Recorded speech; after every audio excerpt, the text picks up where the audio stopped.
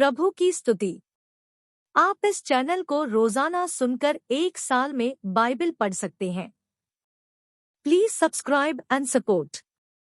आज के बाइबल अध्याय अब Amazon music, tune in, Spotify और यूट्यूब म्यूजिक में उपलब्ध है। Please follow it. उत्पत्ति अध्याय 43। उत्पत्ति अध्याय 43। और अकाल देश में और भी भयंकर होता गया, जब वह अन्न जो वे मिस्र से ले आए थे समाप्त हो गया। तब उनके पिता ने उनसे कहा, फिर जाकर हमारे लिए थोड़ी सी भोजन वस्तु मोल ले आओ। तब यहूदा ने उससे कहा, उस पुरुष ने हमको चेतावनी देकर कहा कि यदि तुम्हारा भाई तुम्हारे संग न आए तो तुम मेरे सन्मुख न आने पाओगे। इसलिए यदि तू हमारे भाई को हमारे संग भेजे, तब तो हम जाकर तेरे लिए भोजन वस्तु मोल ले आएंगे। परंतु यदि तू उसको न भेजे तो हम न जाएंगे, क्योंकि उस पुरुष ने हमसे कहा कि यदि तुम्हारा भाई तुम्हारे संग न हो तो तुम मेरे सन्मुख न आने पाओगे। तब इस्राएल ने कहा, तुमने उस पुरुष को यह बताकर कि हमारा एक और भाई है, क्यों मुझसे बुरा बर्ताव किया? उन्होंने कहा, जब उस पुरुष ने हमारी और हमारे कुटुंबियों की दशा को इस रीति से पूछा कि क्या तुम्हारा पिता अब तक जीवित है? क्या तुम्हारे कोई और भाई भी है? तब हमने इन प्रश्नों के अनुसार उससे वर्णन किया। फिर हम क्या जानते थे कि वह कहेगा कि अपने भाई को यहाँ ले आओ। फिर यहूदा ने अपने पिता इस्राएल से कहा, उस लड़के को मेरे संग भेज दे कि हम चले जाएं। इससे हम और तू हमारे बाल बच्चे मरने न पाएंगे, वरन जीवित रहेंगे। मैं उसका जामिन होता हूँ। मेरे इस हाथ से तू उसको फेर लेना। यदि मैं इसको तेरे पास पहुंचाकर सामने न खड़ा कर दूं, तब तो मैं सदा के लिए तेरा अपराधी ठहरूंगा। यदि हम लोग विलंब न करते तो अब तक दूसरी बार लौट आते।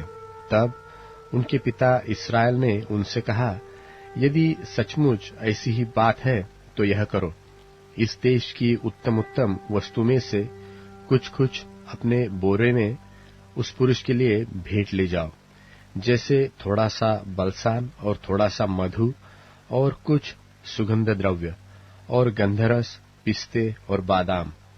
फिर अपने अपने साथ दूना रुपया ले जाओ, और जो रुपया तुम्हारे बोरों के मुंह पर रखकर फेर दिया गया था उसको भी लेते जाओ। कदाचित यह भूल से हुआ हो। और अपने भाई को भी संग लेकर उस पुरुष के पास जाओ, और सर्वशक्तिमान परमेश्वर उस पुरुष को तुम पर दयालु करेगा, जिससे कि वह तुम्हारे दूसरे भाई को और बिन्यामीन को भी आने दे। और यदि मैं निर्वंश हुआ तो होने दो। तब उन मनुष्यों ने वह भेंट और दूना रुपया और बिन्यामीन को भी संग लिया और चल दिए, और मिस्र में पहुंचकर यूसुफ के सामने खड़े हुए। उनके साथ बिन्यामीन को देखकर यूसुफ ने अपने घर के अधिकारी से कहा, उन मनुष्यों को घर में पहुंचा दो और पशु मार के भोजन तैयार करो, क्योंकि वे लोग दोपहर को मेरे संग भोजन करेंगे। तब वह अधिकारी पुरुष यूसुफ के कहने के अनुसार उन पुरुषों को यूसुफ के घर ले गया। जब वे यूसुफ के घर को पहुंचाए गए, तब वे आपस में डरकर कहने लगे कि जो रुपया पहली बार हमारे बोरों में फेर दिया गया था, उसी के कारण हम भीतर पहुंच गए हैं, जिससे कि वह पुरुष हम पर टूट पड़े और हमें वश में करके अपने दास बनाए और हमारे गड्ढों को भी छीन ले। तब वे यूसुफ के घर के अधिकारी के निकट जाकर घर के द्वार पर इस प्रकार कहने लगे कि हे हमारे प्रभु, जब हम पहली बार अन्न मोल लेने को आए थे, तब हमने सराय में पहुंचकर अपने बोरों को खोला, तो क्या देखा कि एक एक जन का पूरा पूरा रुपया उसके बोरे के मुंह पर रखा है। इसलिए हम उसको अपने साथ फिर ले आते हैं, और दूसरा रुपया भी भोजन वस्तु मोल लेने के लिए लाए हैं। हम नहीं जानते थे कि हमारा रुपया हमारे बोरों में किसने रख दिया था। उसने कहा, तुम्हारा कुशल हो, डरो मत। तुम्हारा परमेश्वर, जो तुम्हारे पिता का भी परमेश्वर है, उसी ने तुमको तुम्हारे बोरों में धन दिया होगा। तुम्हारा रुपया तो मुझको मिल गया था। फिर उसने शिमोन को निकालकर उनके संग कर दिया। तब उस जन ने उन मनुष्यों को यूसुफ के घर में ले जाकर जल दिया। तब उन्होंने अपने पांवों को धोया। फिर उसने उनके गधों के लिए चारा दिया। तब यह सुनकर कि आज हमको यही भोजन करना होगा, उन्होंने यूसुफ के आने के समय तक अर्थात दोपहर तक उस भेंट को इकट्ठा कर रखा। जब यूसुफ घर आया तब वे उस भेंट को जो उनके हाथ में थी उसके सन्मुख घर में ले गए और भूमि पर गिरकर उसको दंडवत किया। उसने उनका कुशल पूछा और कहा, क्या तुम्हारा वह बूढ़ा पिता जिसकी तुमने चर्चा की थी कुशल से है? क्या वह अब तक जीवित है? उन्होंने कहा, हाँ, तेरा दास हमारा पिता कुशल से है और अब तक जीवित है। तब उन्होंने सिर झुकाकर फिर दंडवत किया। तब उसने आंखें उठाकर और अपने सगे भाई बिन्यामीन को देखकर पूछा, क्या तुम्हारा वह छोटा भाई जिसकी चर्चा तुमने मुझसे की थी यही है? फिर उसने कहा, मेरे पुत्र, परमेश्वर तुझ पर अनुग्रह करे। तब अपने भाई के स्नेह से मन भर आने के कारण और यह सोचकर कि मैं कहाँ जाकर रो, यूसुफ फुर्ती से अपनी कोठरी में गया और वहां रो पड़ा। फिर अपना मुंह धोकर निकल आया और अपने को शांत करके कहा, भोजन परोसो। तब उन्होंने उसके लिए तो अलग और भाइयों के लिए भी अलग और जो मिस्री उसके संग खाते थे उनके लिए भी अलग भोजन परोसा, इसलिए कि मिस्री इब्रियों के साथ भोजन नहीं कर सकते थे, वरन मिस्री ऐसा करना घृणा समझते थे। सो यूसुफ के भाई उसके सामने बड़े बड़े पहले और छोटे छोटे पीछे अपनी अपनी अवस्था के अनुसार क्रम से बैठाए गए। यह देख के वे विस्मित होकर एक दूसरे की ओर देखने लगे। तब यूसुफ अपने सामने से भोजन वस्तुएं उठा उठा के उनके पास भेजने लगा और बिन्यामीन को अपने भाइयों से 5 गुनी अधिक भोजन वस्तु मिली और उन्होंने उसके संग मनमाना खाया पिया। उत्पत्ति अध्याय 44। उत्पत्ति अध्याय 44। तब उसने अपने घर के अधिकारी को आज्ञा दी कि इन मनुष्यों के बोरों में जितनी भोजन वस्तु समा सके उतनी भर दे और एक एक जन के रुपयों को उनके बोरे के मुंह पर रख दे और मेरा चांदी का कटोरा छोटे के बोरे के मुंह पर उसके अन्न के रुपये के साथ रख दे। यूसुफ की इस आज्ञा के अनुसार उसने किया। बिहान को भोर होते ही वे मनुष्य अपने गधों समेत विदा किए गए। वे नगर से निकले ही थे और दूर न जाने पाए थे कि यूसुफ ने अपने घर के अधिकारी से कहा, उन मनुष्यों का पीछा कर और उनको पाकर उनसे कह कि तुमने भलाई की संति बुराई क्यों की है? क्या यह वह वस्तु नहीं जिसमें मेरा स्वामी पीता है और जिससे वह शकुन भी विचार करता है? तुमने यह जो किया है सो बुरा किया। तब उसने उन्हें जा लिया और ऐसी ही बातें उनसे कही। उन्होंने उससे कहा, हे हमारे प्रभु, तू ऐसी बातें क्यों कहता है? ऐसा काम करना तेरे दासों से दूर रहे।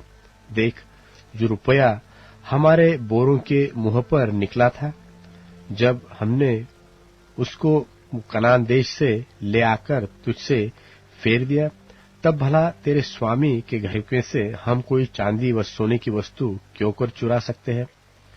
तेरे दासों में से जिस किसी के पास वह निकले वह मार डाला जाए और हम भी अपने उस प्रभु के दास हो जाए। उसने कहा, तुम्हारा ही कहना सही, जिसके पास वह निकले सो मेरा दास होगा और तुम लोग निरपराध ठहरोगे। इस पर वे फुर्ती से अपने अपने बोरे को उतार भूमि पर रखकर उसे खोलने लगे। तब वह ढूंढने लगा और बड़े के बोरे से लेकर छोटे के बोरे तक खोज की और कटोरा बिन्यामीन के बोरे में मिला। तब उन्होंने अपने अपने वस्त्र फाड़े और अपना अपना गधा लादकर नगर को लौट आए। जब यहूदा और उसके भाई यूसुफ के घर पर पहुंचे और यूसुफ वहीं था, तब वे उसके सामने भूमि पर गिरे। यूसुफ ने उनसे कहा, तुम लोगों ने यह कैसा काम किया है? क्या तुम न जानते थे कि मुझसा मनुष्य शकुन विचार सकता है?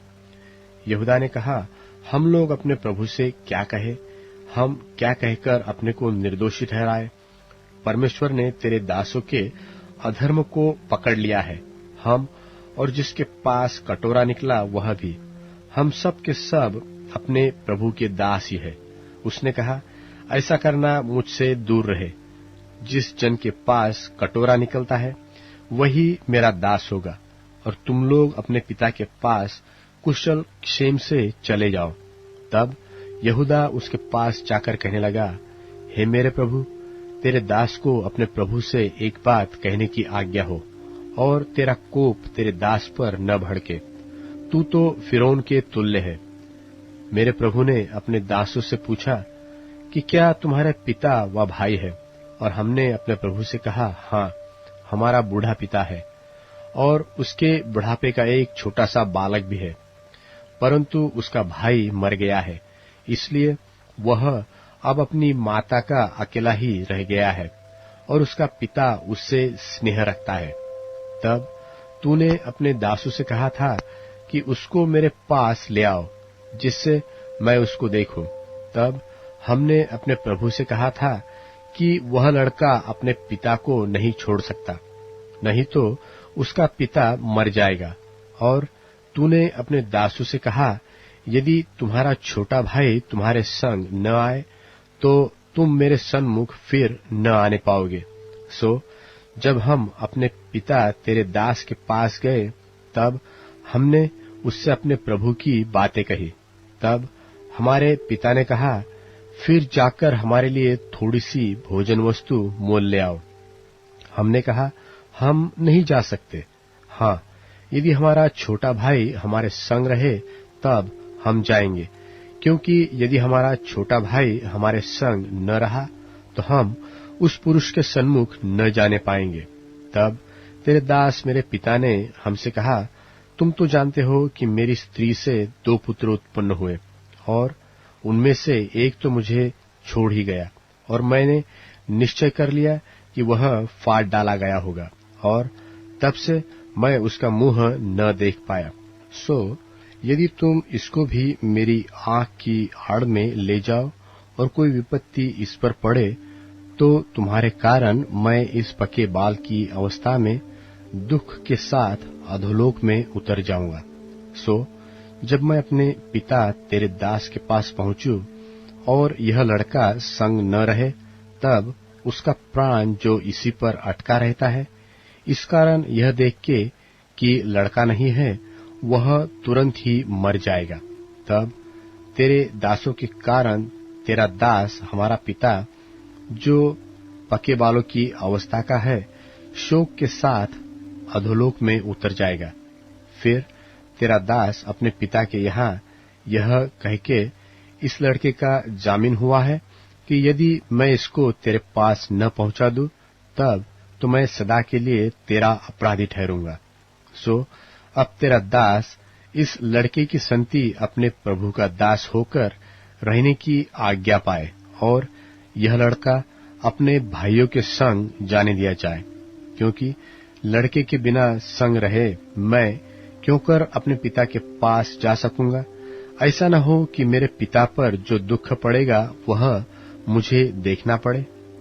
मरकुस रचित सुसमाचार 14वां अध्याय। 2 दिन के बाद फसह और अख़मीरी रोटी का पर्व होने वाला था, और महायाजक और शास्त्री इस बात की खोज में थे कि उसे क्यों कर छल से पकड़कर मार डालें, परंतु कहते थे कि पर्व के दिन नहीं, कहीं ऐसा न हो कि लोगों में बलवा मचे। जब वे बैतनिया में शमौन कौड़ी के घर भोजन करने बैठा हुआ था, तब एक स्त्री संगमरमर के पात्र में जटामांसी का बहुमूल्य शुद्ध इत्र लेकर आई और पात्र तोड़कर इत्र को उसके सिर पर उंडेला। परंतु कोई कोई अपने मन में रिसियाकर कहने लगे, इस इत्र को क्यों सत्यानाश किया गया, क्योंकि यह इत्र तो 300 दिनार से अधिक मूल्य में बेचकर कंगालों को बांटा जा सकता था। और वे उसको झिड़कने लगे। यीशु ने कहा, उसे छोड़ दो, उसे क्यों सताते हो? उसने तो मेरे साथ भलाई की है। कंगाल तुम्हारे साथ सदा रहते हैं और तुम जब चाहो तब उनसे भलाई कर सकते हो, पर मैं तुम्हारे साथ सदा न रहूंगा। जो कुछ वह कर सकी उसने किया। उसने मेरे गाड़े जाने की तैयारी में पहले से मेरी देह पर इत्र मला है। मैं तुमसे सच कहता हूं कि सारे जगत में जहां कहीं सुसमाचार प्रचार किया जाएगा, वहां उसके इस काम की चर्चा भी उसके स्मरण में की जाएगी। तब यहूदा इस्करियोती, जो 12 में से एक था, महायाजकों के पास गया कि उसे उनके हाथ पकड़वा दे। वे यह सुनकर आनंदित हुए और उसको रुपये देना स्वीकार किया और यह अवसर ढूंढने लगा कि उसे किस प्रकार पकड़वा दे। अख़मीरी रोटी के पर्व के पहले दिन, जिसमें वे फसह का बलिदान करते थे, उसके चेलों ने उससे पूछा, तू कहाँ चाहता है कि हम जाकर तेरे लिए फसह खाने की तैयारी करें? उसने अपने चेलों में से 2 को यह कहकर भेजा कि नगर में जाओ और एक मनुष्य जल का घड़ा उठाए हुए तुम्हें मिलेगा, उसके पीछे हो लेना। और वह जिस घर में जाए, उस घर के स्वामी से कहना, गुरु कहता है कि मेरी पाहुनशाला जिसमें मैं अपने चेलों के साथ फसह खाऊं कहाँ है? वह तुम्हें एक सजी सजाई और तैयार की हुई बड़ी अटारी दिखा देगा, वहां हमारे लिए तैयारी करो। सो चेले निकलकर नगर में आए और जैसा उसने उनसे कहा था वैसा ही पाया और फसह तैयार किया। जब सांझ हुई तो वह 12 के साथ आया, और जब वे बैठे भोजन कर रहे थे तो यीशु ने कहा, मैं तुमसे सच कहता हूं कि तुम में से एक जो मेरे साथ भोजन कर रहा है मुझे पकड़वाएगा। उन पर उदासी छा गई और वे एक एक करके उससे कहने लगे, क्या वह मैं हूं? उसने उनसे कहा, वह 12 में से एक है जो मेरे साथ थाली में हाथ डालता है। क्योंकि मनुष्य का पुत्र तो जैसा उसके विषय में लिखा है जाता ही है, परंतु उस मनुष्य पर हाय जिसके द्वारा मनुष्य का पुत्र पकड़वाया जाता है। यदि उस मनुष्य का जन्म ही न होता तो उसके लिए भला होता। और जब वे खा ही रहे थे तो उसने रोटी ली और आशीष मांगकर तोड़ी और उन्हें दी और कहा, लो, यह मेरी देह है। फिर उसने कटोरा लेकर धन्यवाद किया और उन्हें दिया, और उन सब ने उसमें से पिया। और उसने उनसे कहा, यह वाचा का मेरा वह लहू है जो बहुतों के लिए बहाया जाता है। मैं तुमसे सच कहता हूं कि दाख का रस उस दिन तक फिर कभी न पीऊंगा जब तक परमेश्वर के राज में नया न पीऊं। फिर वे भजन गाकर बाहर जैतून के पहाड़ पर गए। तब यीशु ने उनसे कहा, तुम सब ठोकर खाओगे, क्योंकि लिखा है कि मैं रखवाले को मारूंगा और भेड़ तितर बितर हो जाएंगी। परंतु मैं अपने जी उठने के बाद तुमसे पहले गलील को जाऊंगा। पतरस ने उससे कहा, यदि सब ठोकर खाएं तो खाएं, पर मैं ठोकर नहीं खाऊंगा। यीशु ने उससे कहा, मैं तुझसे सच कहता हूं कि आज ही इसी रात को मुर्गे के 2 बार बांग देने से पहले तू 3 बार मुझसे मुकर जाएगा। पर उसने और भी जोर देकर कहा, यदि मुझे तेरे साथ मरना भी पड़े तो भी तेरा इनकार कभी न करूंगा। इसी प्रकार और सबने भी कहा। फिर वे गतसमने नाम एक जगह में आए और उसने अपने चेलों से कहा, यहां बैठे रहो जब तक मैं प्रार्थना करूं। और वह पतरस और याकूब और यूहन्ना को अपने साथ ले गया और बहुत ही अधीर और व्याकुल होने लगा और उनसे कहा, मेरा मन बहुत उदास है, यहां तक कि मैं मरने पर हूं। तुम यहां ठहरो और जागते रहो। और वह थोड़ा आगे बढ़ा और भूमि पर गिरकर प्रार्थना करने लगा कि यदि हो सके तो यह घड़ी मुझ पर से टल जाए। और कहा, हे अब्बा, हे पिता, तुझसे सब कुछ हो सकता है, इस कटोरे को मेरे पास से हटा ले, तो भी जैसा मैं चाहता हूं वैसा नहीं, पर जो तू चाहता है वही हो। फिर वह आया और उन्हें सोते पाकर पतरस से कहा, हे शमौन, तू सो रहा है? क्या तू एक घड़ी भी न जाग सका? जागते और प्रार्थना करते रहो कि तुम परीक्षा में न पड़ो। आत्मा तो तैयार है, पर शरीर दुर्बल है। और वह फिर चला गया और वही बात कहकर प्रार्थना की, और फिर आकर उन्हें सोते पाया, क्योंकि उनकी आंखें नींद से भरी थीं और नहीं जानते थे कि उसे क्या उत्तर दें। फिर तीसरी बार आकर उनसे कहा, अब सोते रहो और विश्राम करो, बस घड़ी आ पहुंची। देखो, मनुष्य का पुत्र पापियों के हाथ पकड़वाया जाता है। उठो चलें, देखो मेरा पकड़वाने वाला निकट आ पहुंचा है। वह यह कह ही रहा था कि यहूदा, जो 12 में से था, अपने साथ महायाजकों और शास्त्रियों और पुरनियों की ओर से एक बड़ी भीड़ तलवारें और लाठियां लिए हुए तुरंत आ पहुंची। और उसके पकड़वाने वाले ने उन्हें यह पता दिया था कि जिसको मैं चूमूं वही है, उसे पकड़कर यतन से ले जाना। और वह आया और तुरंत उसके पास जाकर कहा, हे रब्बी, और उसको बहुत चूमा। तब उन्होंने उस पर हाथ डालकर उसे पकड़ लिया। उनमें से जो पास खड़े थे, एक ने तलवार खींचकर महायाजक के दास पर चलाई और उसका कान उड़ा दिया। यीशु ने उनसे कहा, क्या तुम डाकू जानकर मेरे पकड़ने के लिए तलवारें और लाठियां लेकर निकले हो? मैं तो हर दिन मंदिर में तुम्हारे साथ रहकर उपदेश दिया करता था, और तब तुमने मुझे न पकड़ा, परंतु यह इसलिए हुआ है कि पवित्र शास्त्र की बातें पूरी हों। इस पर सब चेले उसे छोड़कर भाग गए। और एक जवान अपनी नंगी देह पर चादर ओढ़े हुए उसके पीछे हो लिया, और लोगों ने उसे पकड़ा, पर वह चादर छोड़कर नंगा भाग गया। फिर वे यीशु को महायाजक के पास ले गए, और सब महायाजक और पुरनिये और शास्त्री उसके यहाँ इकट्ठे हो गए।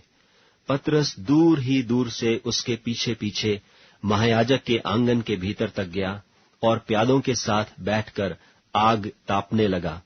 महायाजक और सारी महासभा यीशु के मार डालने के लिए उसके विरोध में गवाही की खोज में थे, पर न मिली, क्योंकि बहुतेरे उसके विरोध में झूठी गवाही दे रहे थे, पर उनकी गवाही एक सी न थी।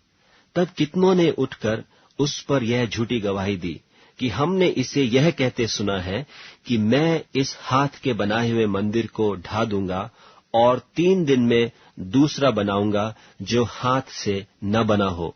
इस पर भी उनकी गवाही एक सी न निकली। तब महायाजक ने बीच में खड़े होकर यीशु से पूछा कि तू कोई उत्तर नहीं देता? ये लोग तेरे विरोध में क्या गवाही देते हैं? परंतु वह मौन साधे रहा और कुछ उत्तर न दिया। महायाजक ने उससे फिर पूछा, क्या तो उस परम धन्य का पुत्र मसीह है? यीशु ने कहा, हाँ, मैं हूं, और तुम मनुष्य के पुत्र को सर्वशक्तिमान की दाहिनी ओर बैठे और आकाश के बादलों के साथ आते देखोगे। तब महायाजक ने अपने वस्त्र फाड़कर कहा, अब हमें गवाहों का और क्या प्रयोजन है? तुमने यह निंदा सुनी, तुम्हारी क्या राय है? उन सब ने कहा, यह वध के योग्य है। तब कोई तो उस पर थूकने और कोई उसका मुंह ढांपने और उसे घूंसे मारने और उससे कहने लगे कि भविष्यवाणी कर, और प्यादों ने उसे लेकर थप्पड़ मारे।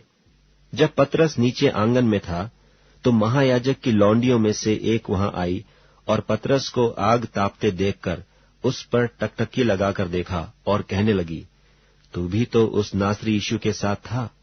वह मुकर गया और कहा कि मैं तो नहीं जानता और नहीं समझता कि तू क्या कह रही है। फिर वह बाहर डेवढ़ी में गया और मुर्गे ने बांग दी।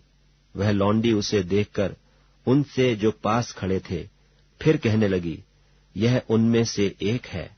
परंतु वह फिर मुकर गया। और थोड़ी देर बाद उन्होंने जो पास खड़े थे फिर पतरस से कहा, निश्चय तू उनमें से एक है, क्योंकि तू गलीली भी है। तब वह धिक्कार देने और शपथ खाने लगा कि मैं उस मनुष्य को जिसकी तुम चर्चा करते हो नहीं जानता। तब तुरंत दूसरी बार मुर्ग ने बांग दी। पतरस को वह बात जो यीशु ने उससे कही थी स्मरण आई कि मुर्ग के 2 बार बांग देने से पहले तू 3 बार मेरा इनकार करेगा। वो इस बात को सोचकर रोने लगा। भजन संहिता अध्याय 22। भजन संहिता अध्याय 22। हे मेरे परमेश्वर, हे मेरे परमेश्वर, तूने मुझे क्यों छोड़ दिया? तू मेरी पुकार से और मेरी सहायता करने से क्यों दूर रहता है? मेरा उद्धार कहाँ है? हे मेरे परमेश्वर, मैं दिन को पुकारता हूँ, परंतु तू उत्तर नहीं देता, और रात को भी मैं चुप नहीं रहता। परंतु तू जो इस्राएल की स्तुति के सिंहासन पर विराजमान है, तू तो पवित्र है। हमारे पुरखा तुझी पर विश्वास रखते थे, भरोसा रखते थे। वे भरोसा रखते थे और तू उन्हें छुड़ाता था। उन्होंने तेरी दुहाई दी और तूने उनको छुड़ाया। वे तुझी पर भरोसा रखते थे और कभी लज्जित न हुए। परंतु मैं तो कीड़ा हूँ, मनुष्य नहीं। मनुष्यों में मेरी नामधराई है और लोगों में मेरा अपमान होता है। वह सब जो मुझे देखते हैं मेरा ठट्ठा करते हैं और ओठ बिचकाते और यह कहते हुए सिर हिलाते हैं कि अपने को यहोवा के वश में कर दे, वही उसको छुड़ाएगा। वह उसको उबारे, क्योंकि वह उससे प्रसन्न है। परंतु तू ही ने मुझे गर्भ से निकाला। जब मैं दूध पियुआ बच्चा था, तभी से तूने मुझे भरोसा रखना सिखलाया। मैं जन्मते ही तुझी पर छोड़ा गया। माता के गर्भ ही से तू मेरा परमेश्वर है। मुझसे दूर न हो, क्योंकि संकट निकट है और कोई सहायक नहीं। बहुत से सांडों ने मुझे घेर लिया है। बाशान के बलवंत सांड मेरे चारों ओर मुझे घेरे हुए है। वह फाड़ने और गरजने वाले सिंह की नाई मुझ पर अपना मुंह पसारे हुए है। मैं जल की नाई बह गया और मेरी सब हड्डियों के जोड़ उखड़ गए। मेरा हृदय मोम हो गया, वह मेरी देह के भीतर पिघल गया। मेरा बल टूट गया, मैं ठीकार हो गया और मेरी जीभ मेरे तालू के चिपक गई। और तू मुझे मारकर मिट्टी में मिला देता है, क्योंकि कुत्तों ने मुझे घेर लिया है। कुकर्मियों की मंडली मेरी चारों ओर मुझे घेरे हुए है। वह मेरे हाथ और मेरे पैर छेदते हैं। मैं अपनी सब हड्डियां गिन सकता हूँ। वे मुझे देखते और निहारते हैं। वे मेरे वस्त्र आपस में बांटते हैं और मेरे पहरावे पर चिट्ठी डालते हैं। परंतु हे यहोवा, तू दूर न रह। हे मेरे सहायक, मेरी सहायता के लिए फुर्ती कर। मेरे प्राण को तलवार से बचा, मेरे प्राणों को कुत्ते के पंजे से बचा ले। मुझे सिंह के मुंह से बचा ले। हाँ, जंगली सांडों के सींगों से तूने मुझे बचा लिया है। मैं अपने भाइयों के सामने तेरे नाम का प्रचार करूंगा। सभा के बीच मैं तेरी प्रशंसा करूंगा। हे यहोवा, उसके डरवैये उसकी स्तुति करो। हे याकूब के वंश, तुम सब उसकी महिमा करो। और हे इस्राएल के वंश, तुम सब उसका भय मानो, क्योंकि उसने दुखी को तुच्छ नहीं जाना और न उससे घृणा करता है और न उससे अपना मुंह छिपाता है। पर जब उसने उसकी दुहाई दी, तब उसकी सुन ली। बड़ी सभा में मेरा स्तुति करना तेरी ही ओर से होता है। मैं अपने प्रण को उससे भय रखने वालों के सामने पूरी करूंगा। नम्र लोग भजन करके तृप्त होंगे। जो यहोवा के खोजी है, वे उसकी स्तुति करेंगे। तुम्हारे प्राण सर्वदा जीवित रहे। पृथ्वी के सब दूर दूर देशों के लोग उसको स्मरण करेंगे और उसकी ओर फिरेंगे। और जाति जाति के सब कुल तेरे सामने दंडवत करेंगे, क्योंकि राज्य यहोवा ही का है और सब जातियों पर वही प्रभुता करता है। पृथ्वी के सब हष्टपुष्ट लोग भोजन करके दंडवत करेंगे। वह सब जितने मिट्टी में मिल जाते हैं और अपना अपना प्राण नहीं बचा सकते, वे सब उसी के सामने घुटने टेकेंगे। एक वंश उसकी सेवा करेंगी, दूसरी पीढ़ी से प्रभु का वर्णन किया जाएगा। वह आएगा और उसके धर्म के कामों को एक वंश पर जो उत्पन्न होगी यह कहकर प्रकट करेंगे कि उसने ऐसे ऐसे अद्भुत काम किए हैं। अब Amazon music, tune in, Spotify और YouTube म्यूजिक में उपलब्ध है। Please follow it.